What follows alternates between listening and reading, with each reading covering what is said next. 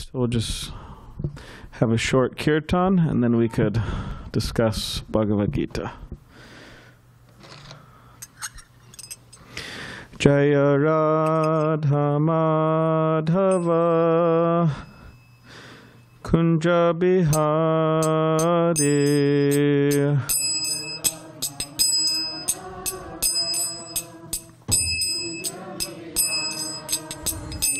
Jaya Radha Madhava Kunja Bihari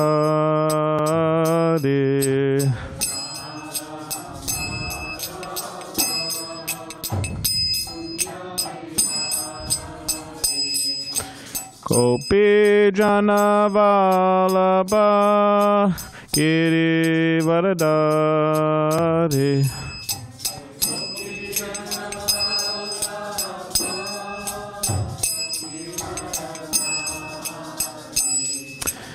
Gopi Jana Vallabha Giri Varadari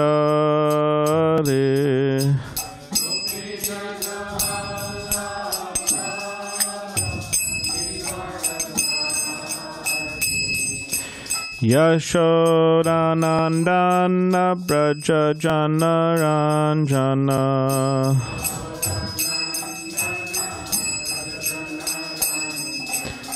Yashodanandana Braja Jana Ranjana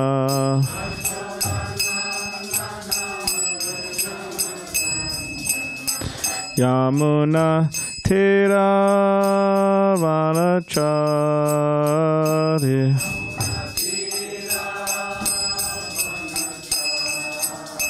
Yamuna Tiravanachari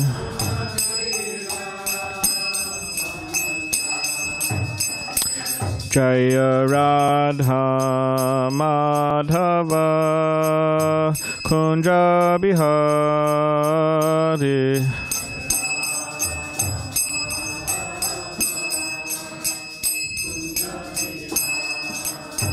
Jaya Radha Madhava Kunja Bihari Madhava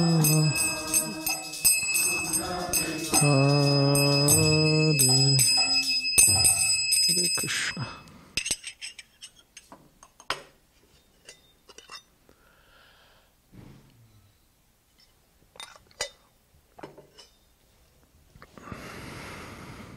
So, for those of you who know me, I'm very happy to know you. And for those of you who I have not met, my name is Balarama Dasa. I came to this temple when I was 17 years old, and I joined the temple when I was 18, this temple. So I've been here for 17 years so far. They haven't kicked me out yet. They're thinking about it, but we'll see. Just joking. And I've tried to serve the temple here and community in different ways throughout the years. So, all right, so we'll read Bhagavad Gita from Bhagavad Gita as it is, chapter 9, the most confidential knowledge, text 3. So I'll just read the Sanskrit and then the English, and then Srila Prabhupada, who's here to my left, I'll read his commentary.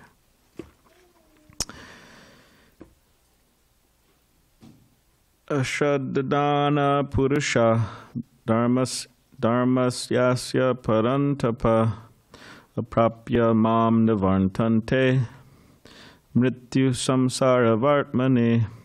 Translation: those who are not faithful in this devotional service, this is Krishna speaking, the Supreme Personality of Godhead. Those who are not faithful in this devotional service cannot attain me, O conqueror of enemies.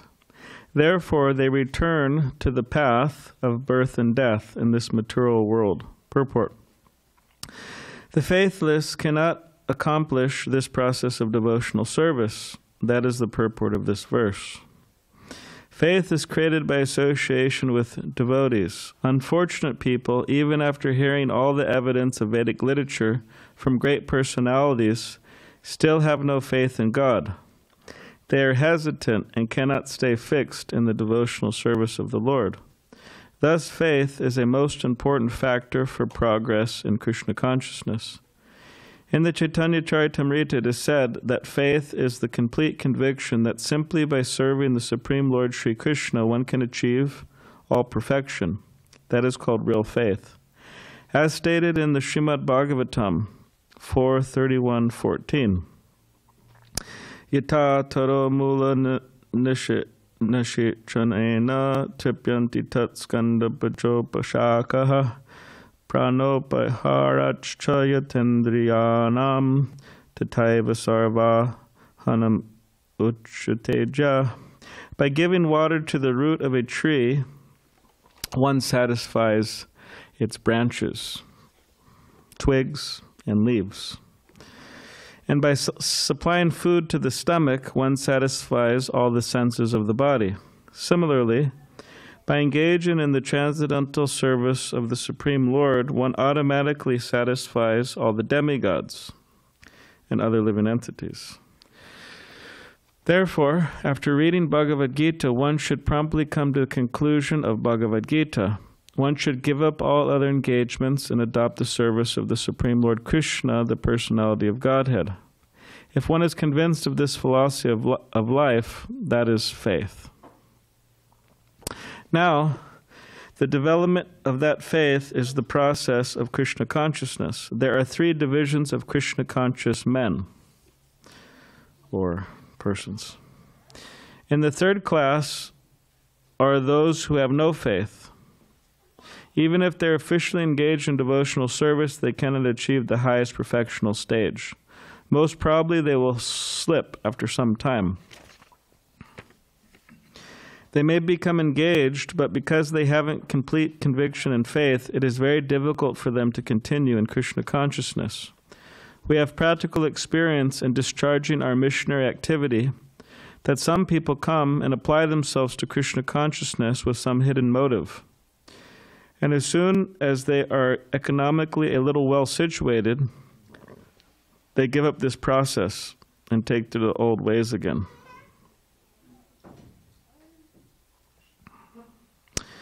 It is only by faith that one can advance in Krishna consciousness. As far as the development of faith is concerned, one who is well versed in the literatures of devotional service and has attained the stage of firm faith is called a first-class person in Krishna consciousness. And in the 2nd class are those who are not very advanced in understanding the devotional scriptures, but who automatically have firm faith that Krishna Bhakti, or service to Krishna, is the best course, and so in good faith have taken it up. Thus they are superior to the 3rd class, who have neither perfect knowledge of the scriptures nor good faith, but by association and simplicity are trying to follow. The 3rd class person in Krishna consciousness may fall down. Fall down means leave.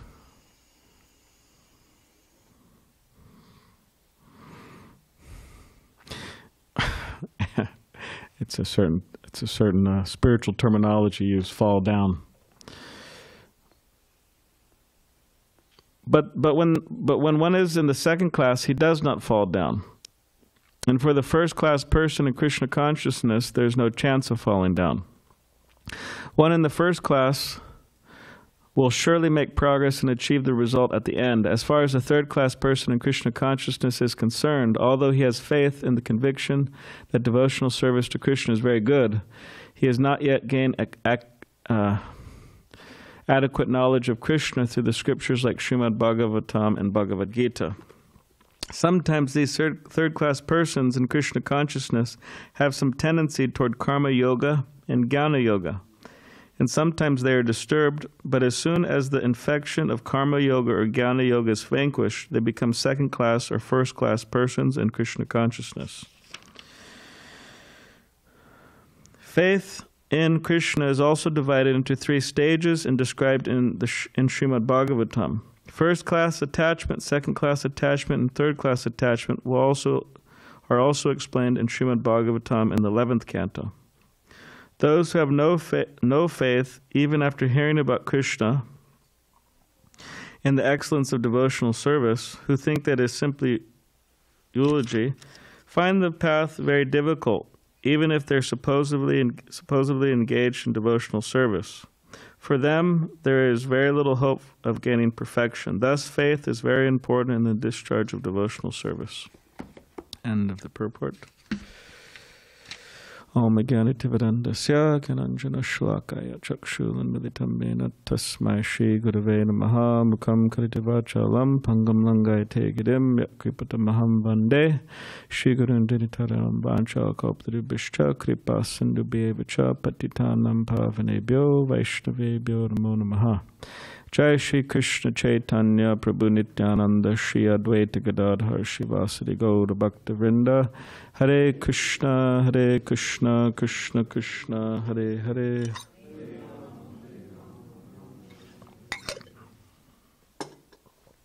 Okay, so translation one more time. Those who are not faithful in devotional service cannot attain me, O conqueror of enemies. Therefore they return to the path of birth and death in this material world.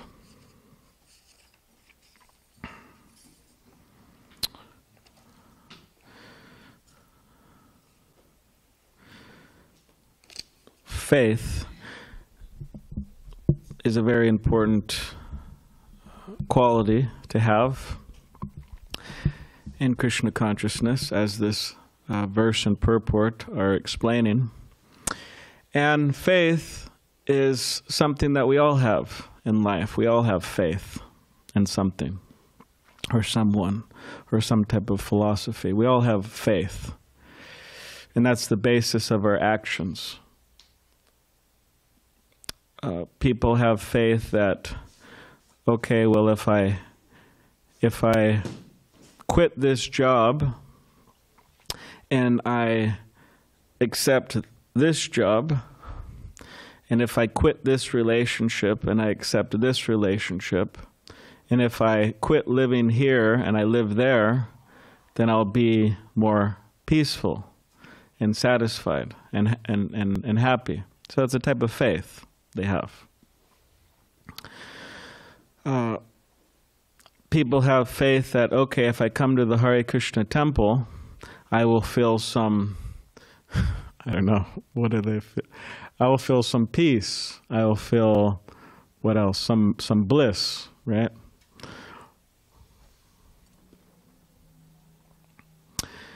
And on and on and on. We have our whole life is running on the basis of different types of faith that we have.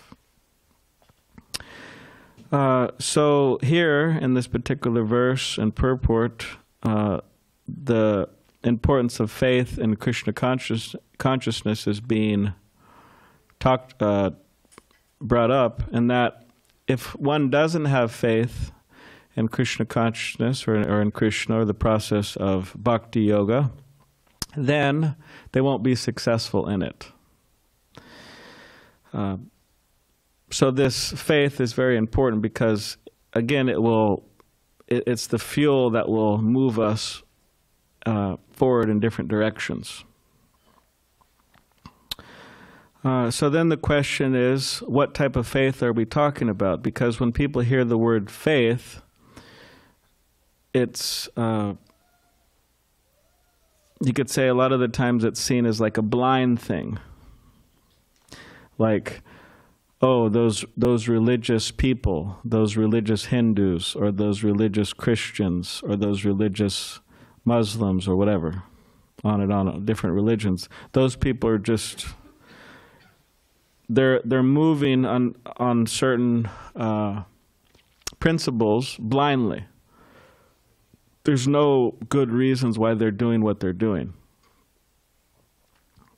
That's what some people think. And maybe sometimes it's true. there may be good reasons why they're engaging in religious or spiritual practices, but they may not know them. So in that way it's blind. Because they don't know why they're doing something. Just like Srila Prabhupada would give the example, where's Sureshvara? He's not here. No. Or Ujeshwari? She's not here? Okay. I told him I was going to tell something, but he's not here. I was going to tell a short story that he likes, but he's not here. But anyways, I'll tell it anyways. Yeah, he might be online, that's true. You never know who's online. It's a mystery. The class is being broadcasted. I contacted someone in London recently for some devotee there, because some devotees are going to London and they need to stay in the temple in the guest house there. So I got the guest house person's number from our friend Keshava Swami. And anyway, so I contacted the guest house person, and then he said, "Oh, Balaram Prabhu." Like, I never met him before, but he says, I tune into your classes, I really like him, and this and that. And he said, "Tell Dravida," and he also tunes into your classes, but he said, "Tell Dravida Prabhu and Govardhan," and he named all the devotees here. "Tell him I offer my respects." And so you never know who's listening, so he might be listening. What was that? No, he lives in London. So Sureshwara may be watching, but even if he's not, we'll tell the story. So there was once a short story. Once there was a man, and someone very, you could say, beloved to him died. And the tradition in India is that when someone dies, usually a family member, close family member, then the men, they'll shave their head. It's a very common practice, at least traditionally. So anyways, this person shaved his head. So then another one of his friends came up to him and said, "Oh, I see that your head is shaved. Did someone pass away?" And then the man said, "Oh, you don't know?" And then the guy said, "No, I don't know who passed away." And he said, "Oh, Sargal Singh is dead." And then that man, he shaved his head. So, and then before you know it, it was a small town, so this person's shaved their head, that person shaved their head, that person shaved, and so many people, men, were shaving their heads. And it became such a thing that it went all the way up to the main person in government, the mayor of the town, you could say. And so the minister went up to, the minister went to the mayor, and then the mayor said, "I see that you have your head shaved. Why do you have your head shaved?" And he said, "Oh, Sargal Singh is dead." And then the mayor asked the minister, "Okay, well, who is Sargal Singh?" And then the minister said, "Oh, I don't know." And that was the whole thing. No one knew who this Sargal Singh was. So then the mayor, he said, "Okay, well, you should find out." So then he asked, this person, that person, and it went all the way back to the original guy who shaved his head. And the original guy, they asked him, they said, "Who is Sargal Singh?" Because the whole town shaved their head for him. Who is he, by the way?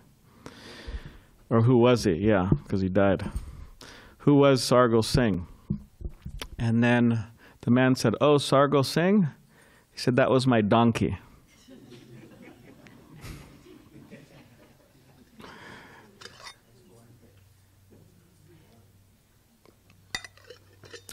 So the whole town shaved their head for a donkey. Anyways. So the idea is that Srila Prabhupada told this story, and the idea is that you could have large groups of people doing something, but they're not sure why they're doing it, and they may not even question it. Just like, okay, well, he's doing it, and it just goes back. There's also another short one about, there was a woman, she was getting married, and during the marriage ceremony, there was a priest there, and everybody was there, right? My friend Jugula Kishore, he's a photographer, and he means for weddings, Indian weddings specifically. And he's in Atlanta right now, but he's going to take photos of like a 10-day celebration. And he said, oh yeah, they're having 2 weddings. So anyways, there's a Christian couple and Hindu couple, so double. Anyways, but so there's a ceremony going on, and during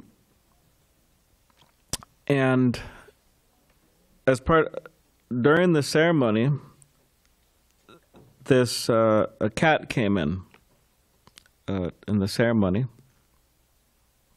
and what they did to we could say detain the cat is they put a basket over the cat. So, and then the ceremony went on and like that. So then this couple, they go on throughout their life, and then they have a child, and the girl, she grows up, and then it's time for her to get married. And then in the ceremony, you have the girl there, she's getting married, and then the mother's there, who had the cat in the basket in her ceremony. So then, as part of this, when the ceremony is going on, the mother says, "Oh no, stop, stop, stop!" And then the priest goes, "What's going on?" And then the mother says, "We need a cat in the basket. It's part of the ceremony." So like this, then it goes on, generation after generation. But no one's really asking, oh, what's up with the why cat in the basket? Like, what's the reason? So anyways, in this way, there's so many different stories like that. But so there may be cases where there's not good reasons to accept things. You could say it's like blind traditional stuff, but within Krishna, you could say the religious realm, the non-religious people, they criticize the religious people for being blind followers, for having blind faith. There's no good reason why you should believe this. That's one of the criticisms. But the idea is that there are good reasons why we accept Bhakti Yoga as an authentic practice, which the whole Bhagavad Gita discusses. This is a world classic philosophical book, and this is just one book. There's the whole Srimad Bhagavatam, 18,000 verses, and then there's so many other books. There's many more other books aside from the Bhagavad Gita and Bhagavatam as well. So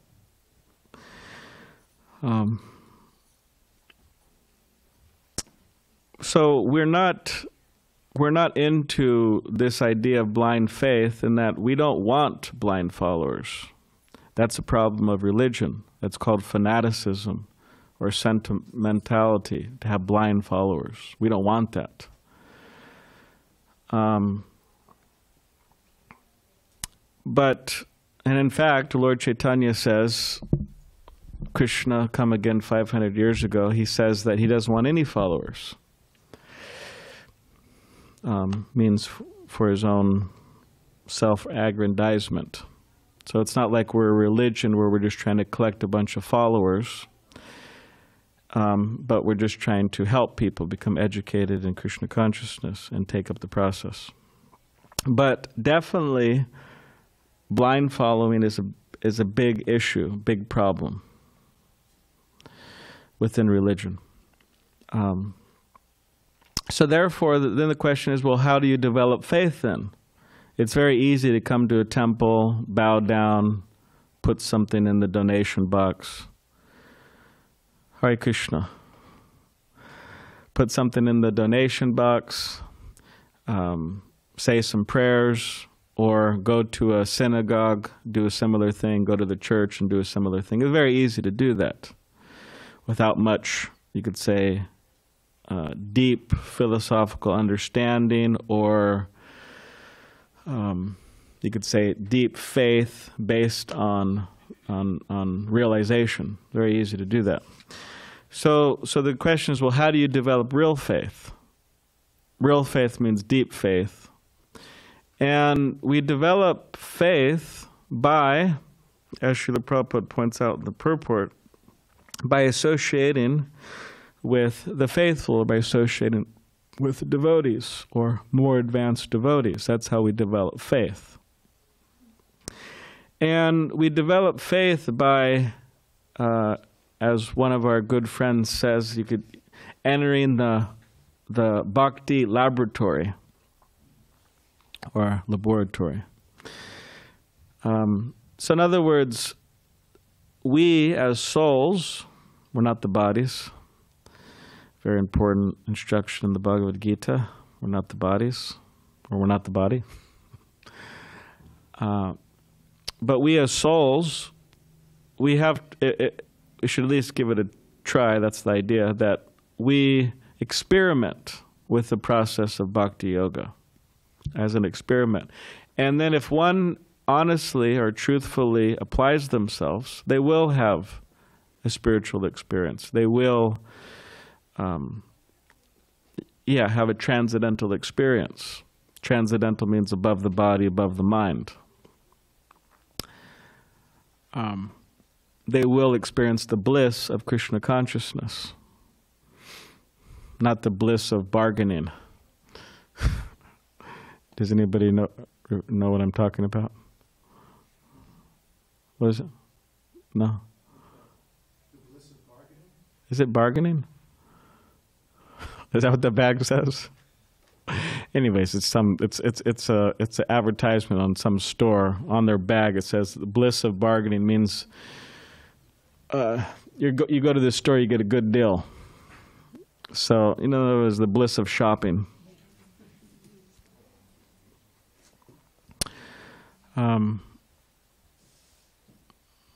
Which I guess scientifically there is some type of emotional experience that goes on when you're looking at something you want online, right? On Amazon. I think most people buy from there a lot these days.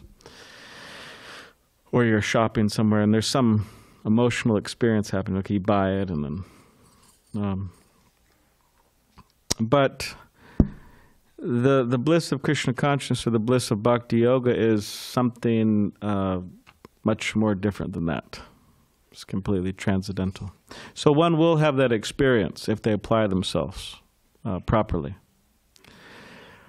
And then that will be the basis, or that will, you could say, be one encouraging factor in them developing faith, because they actually have an experience. It's a very important aspect.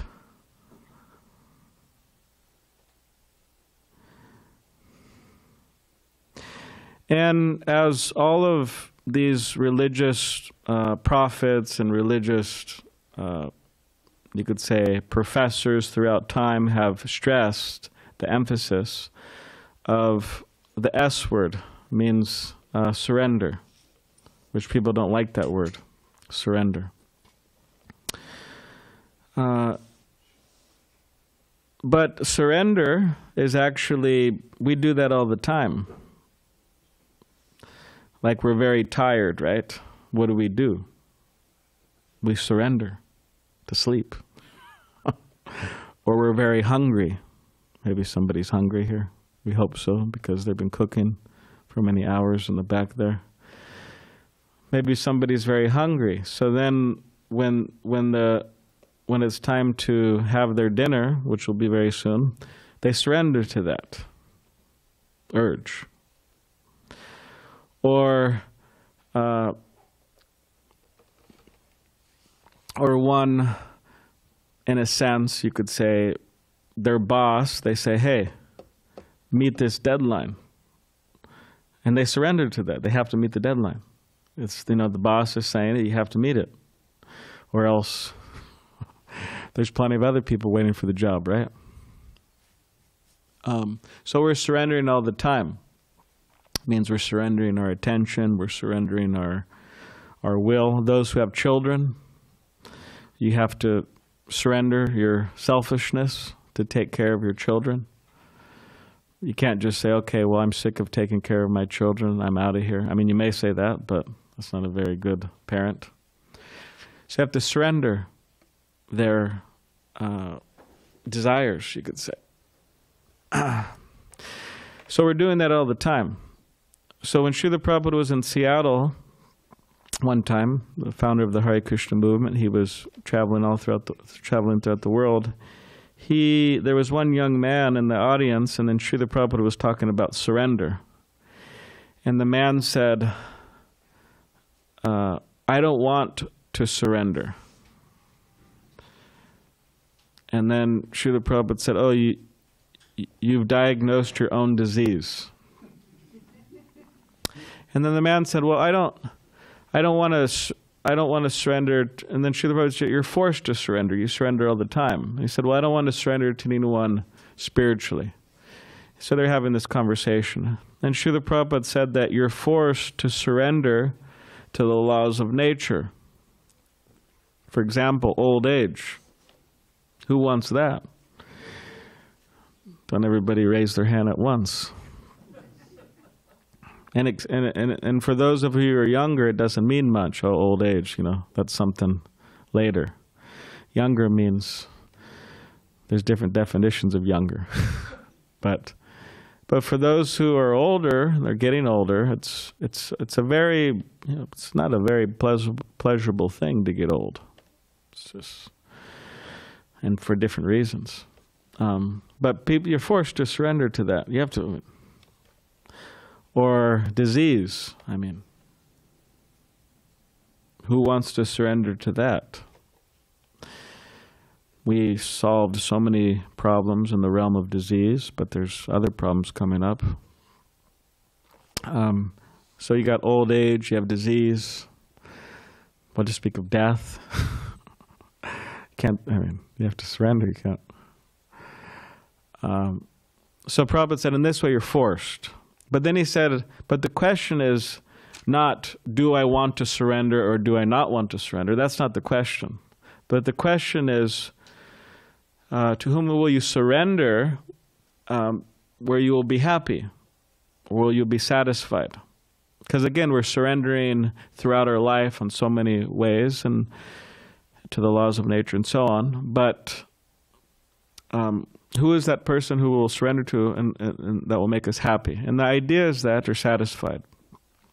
And he went to explain that that is Krishna, the Supreme Personality of Godhead. If we surrender to Krishna, if we surrender to or if we, you could say, serve, if we reconnect ourselves with Krishna and his representatives, then we'll be happy, we'll be satisfied, peaceful, blissful. That's the idea. Now, in the realm of surrender, or in the realm of, you could say, being obedient, if you want to call it that, to the laws of God,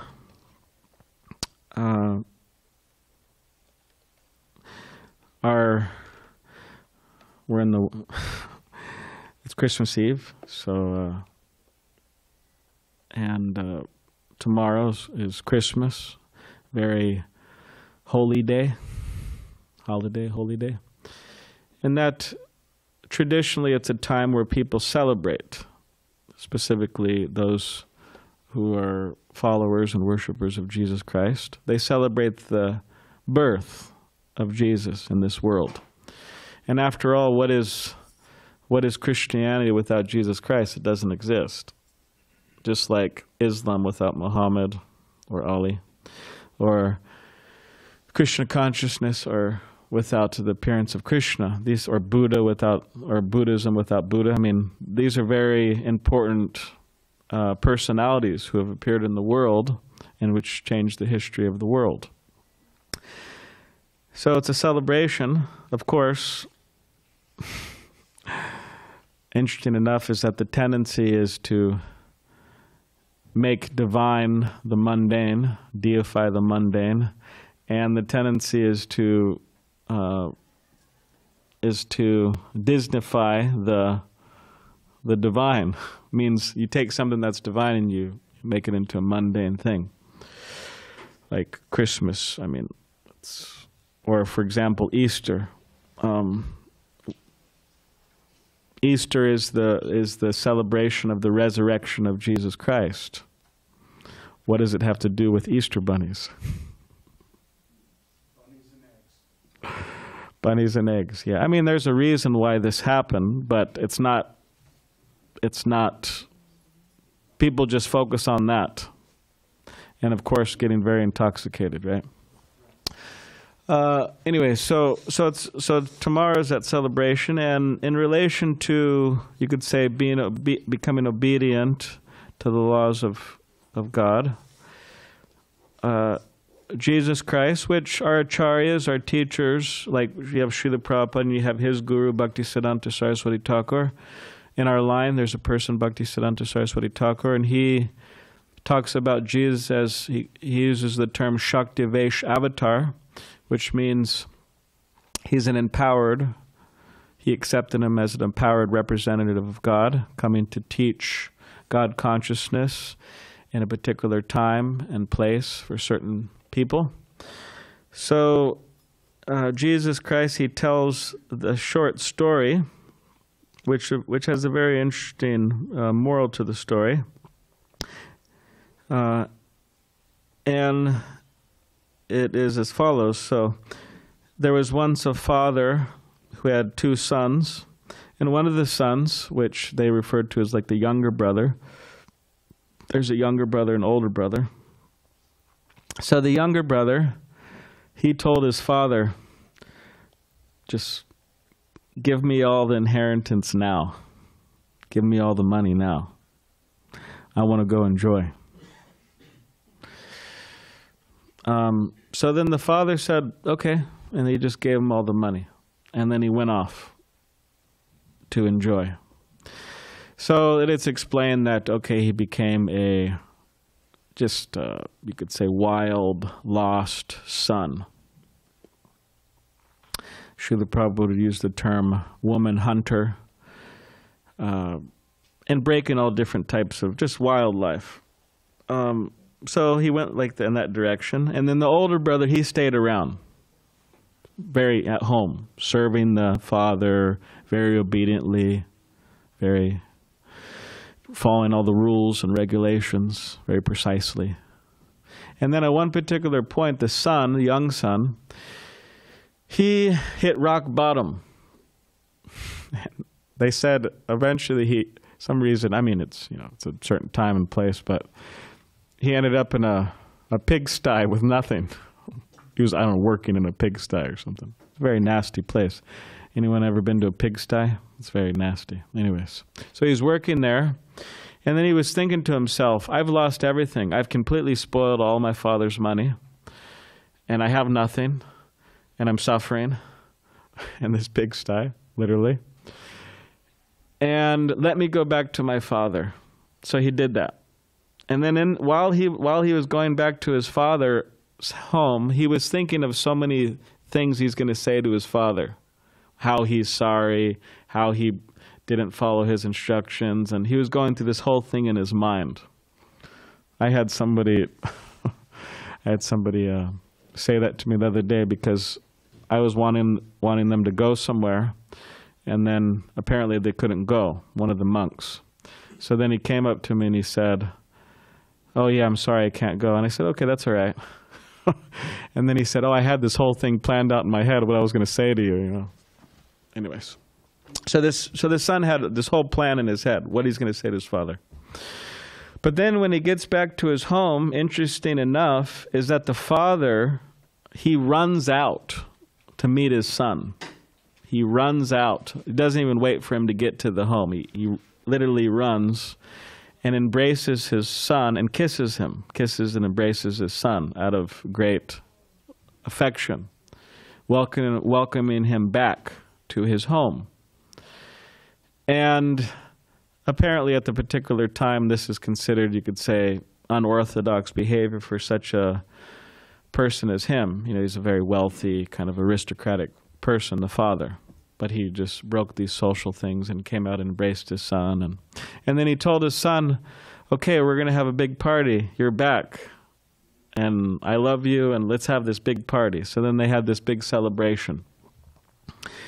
Meanwhile, meanwhile, the elder son was just infuriated. He was thinking, "Oh, my younger brother," actually he disowned him as his younger brother. He said, "Oh, this person, he's went out, he spoiled our father's money. I've been here serving," and he you could say, he reveals his consciousness, and he says, "Oh, I've been here slaving for my father, and the younger brother doesn't deserve this. I actually deserve it. I never got a celebration like this." So this is, you could say, the essence of the short story, and they kind of, you know, cut it off there. So what does it mean? So in this particular story, the father represents God, or represents Krishna. And the young son represents, you could say, the wayward soul, just breaking all the laws of God, all laws of nature, not really caring for the father at all, like complete neglect. So most people, they focus on the younger son in this story as they say, "Oh, look how merciful God is, that even after someone just neglects him ad infinitum, still, when he comes back, God accepts him." Okay, wonderful. Just see the mercy. Now, some scholars, they focus on that, which is a very important aspect. But they also focus on the elder brother, because both of them are lost. The person who just ran out and spoiled his father's money and neglected his father, means the wayward conditioned soul, is completely lost in illusion and ignorance. But the elder brother is also lost, which represents somebody who follows all the rules and regulations of religion, but does it for the wrong reasons or in a mechanical way. Because in the story, the father, or the elder son, he was saying, "I served you so nicely, and you didn't give me anything. You didn't give me what I wanted." So in other words, it's being brought up is that people, they serve God to get stuff, to get things. But what happens when you don't get those things? You become angry, you become frustrated. In this way, both of them are lost. The wayward soul's lost, and the moral, you could say, follower of rules and regulations, but not doing it for the right purposes, is also lost. So the idea is that we don't want to be like either of them. We want our happiness should come from just one thing. I mean, you could say in many ways it's a base level, but it's also very important. One thing, our happiness should come in just being happy, knowing we're doing the right thing. Whatever we get from it, it's whether some reverses, some suffering comes in our life, we don't think, okay, well, you know, how is God allowing this to happen? I've been such a good boy, right? I've been such a good girl. How is God letting this happen? It's the elder brother disease. but the idea is that we want to serve Krishna, the Supreme Personality of Godhead, and be happy just knowing that He's pleased with us, and that is our happiness. There's a special bliss there. There's a special relationship there. So the younger son disease is that just complete neglect. The older brother disease is doing things for the wrong reasons. But interesting enough, God loves both of these people, and He gives them chances in the story. But we want to come. The idea is to come to the platform where we do things for the pleasure of Krishna, and for the relationship, you could say, having a loving relationship. Just as Srila Prabhupada gave the example that the closest thing of that in this world is the relationship between the mother and child. That's the closest thing in this world. And that a mother will selflessly serve the child. And the mother's happiness is to know that the child is comfortable and what else? Safe, comfortable, well-fed, happy, healthy, right? That's the mother's happiness. And it's not that the mother, she takes out her laptop every night and she calculates, okay, I cooked breakfast, I cooked lunch, and I cooked dinner, and I bought these clothes at such and such store, and then she's calculating all of this at night on her laptop, and then when her daughter turns 18 years old, it's okay, now we got the bill for you, here's the bill. You owe me, I don't know, probably be a lot. I don't know, $5 a meal, all the clothes that you buy, all the things that you buy for the child, right? Back to school, that was always a fun time, right? I never really liked that time. They take me out shopping and stuff. Anyways, but back to school shopping, all the school supplies, new clothes, all that stuff. I don't know. Maybe it calculates into what? I don't know. $1 million? Okay. Over time, yeah. So the mother, she doesn't calculate all that and gives the child a bill later, but she just does it out of selfless. She just loves the child. So similarly, the idea is that to come to the platform where we have a relationship with Krishna like that, just out of love. There's no fear. It's not about that. It's not about duty. I mean, those are platforms. Fear, okay. Duty, okay. But it comes to the platform of love. It's not that it's not that the parents are thinking, oh, I have to serve my children out of fear. If I don't serve them nicely, the child protection office is going to come and take me to jail. That's not a very high platform of parenthood. Sorry. And then the parents aren't thinking, oh, I have to serve my children out of duty, right? I mean, what would my mother think if I don't take care of my children? How would I be seen socially, right? If I don't take care of my child. I mean, it's not a very high platform of parenthood. But the platform is that I serve my child out of, the parent thinks I serve my children out of affection, out of love. So that's the idea, similarly with Krishna. And there's a story about the gopis and Krishna in this regard, but we'll save that for another time. Does anybody have any questions or comments? What is the story with the gopis and Krishna?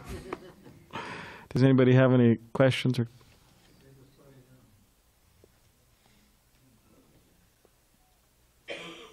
Guru Krishna, Prasade Pai Bhakti Lata Bij. Hare Krishna. So I've heard this story about Sargal Singh a few times. Yeah. So I typed it into Google, see what I could come up with.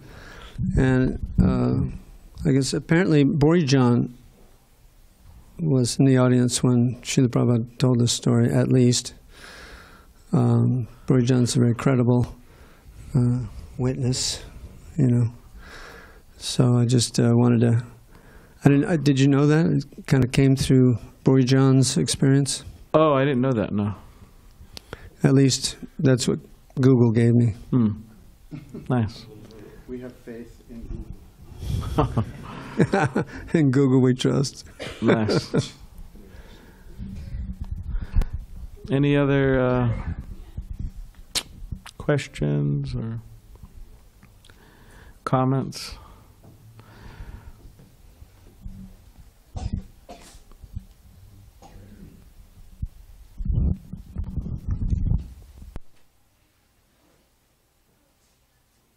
Okay, going once. You don't have to feel shy. Maybe there's just no questions or comments. Okay, going twice. Maybe I have one small comment. Okay.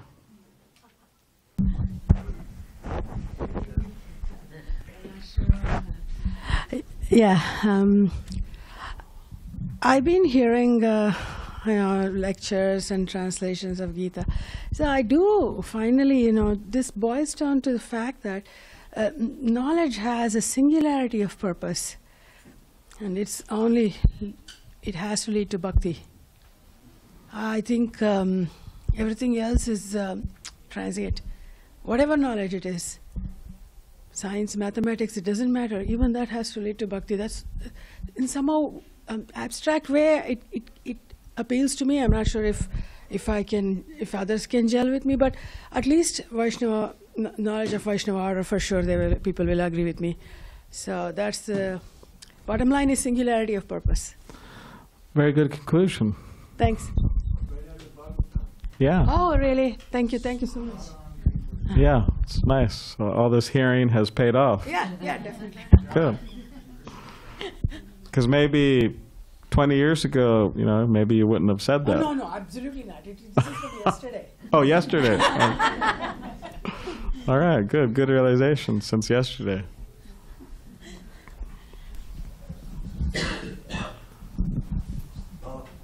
Yes. So this verse, which is echoing exactly what you said, was spoken by Narada Muni to Vyasadeva in his instruction to write the Bhagavatam, chapter 5, canto 1. And I'm very familiar with that verse because when I worked with the Bhaktivedanta Institute, Prabhupada wrote me a letter. He said you should become an editor of the Bhaktivedanta Institute. That was in 1977. And then I worked for a few years with them. And that was one of the main verses Prabhupada emphasized. Idam mipungsa tapasa shutasita svishasta shuktasa buddhadi dattiyo. Avicitota kavabin rupicha yarutama shloka gunanuvarnanam. So whatever you do in terms of your austerity or study or gathering of knowledge, the perfection of it is when it culminates in glorification of the Supreme Lord. But the problem is that people don't know that. And there's so much knowledge being engaged, and like he would give this word, this verse, namam dushkriti no mudha papadhyante naranama, that there's 4 categories of people who don't surrender, Krishna says. And one of them is dushkriti. And Prabhupada explained dushkriti is someone who is very intelligent, they have so much knowledge, but they misuse it. And he gave the example of the atom bomb. Some of you are familiar with the World War II, and they had there's a movie made out of it with Oppenheimer. The Manhattan Project, we got to build the atom bomb. It took a lot of intelligence, right? They kept it secret the whole time. So, but it's misused. The whole end of the knowledge, end of the effort was to kill more people quicker.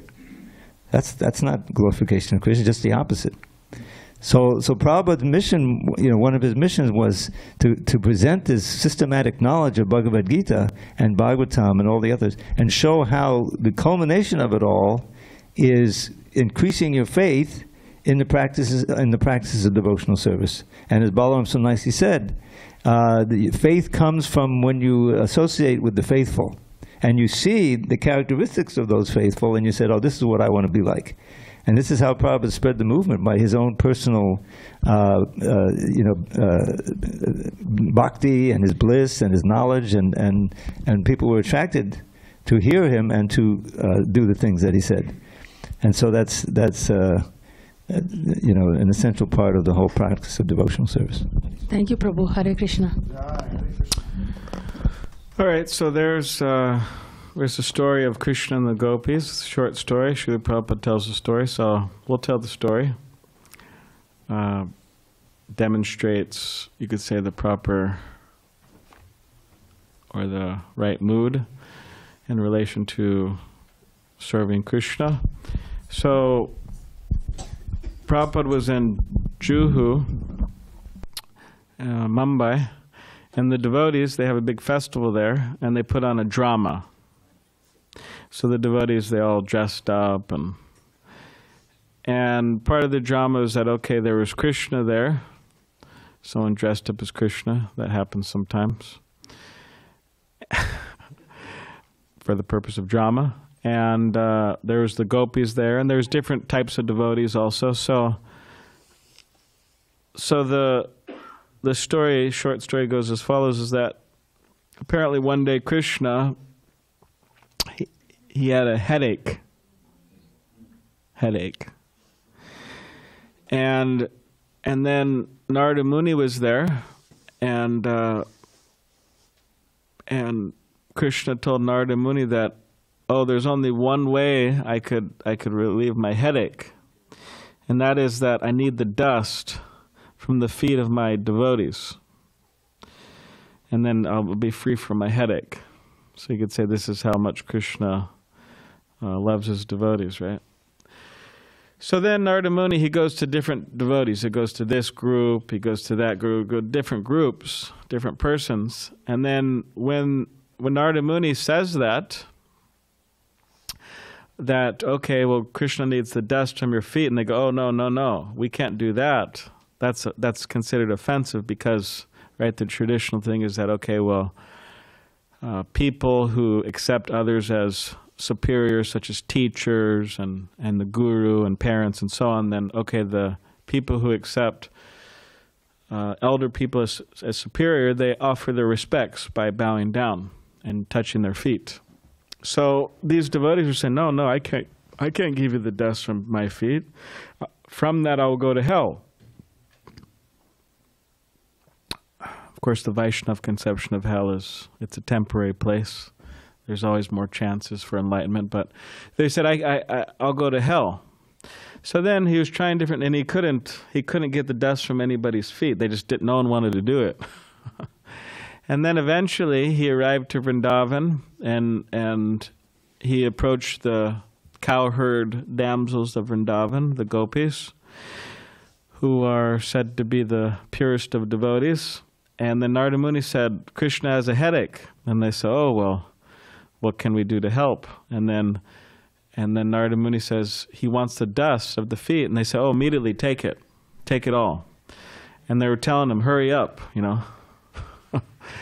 So and then Narada Muni said, but if you do that, what about, aren't you afraid of the reactions, you know, the severe reactions for that, you know, going to hell? Are you afraid of that? They said, no. As long as Krishna's happy, we're happy. That's okay. So Prabhupada told that story to demonstrate that our happiness is Krishna's happiness. All right, so we'll stop there, and we'll have another... Okay, we'll have an announcement first, and then a kirtan, and then we'll serve dinner. Thank you, Balaram. Thank you. Hare Krishna. Hare Krishna. Applause.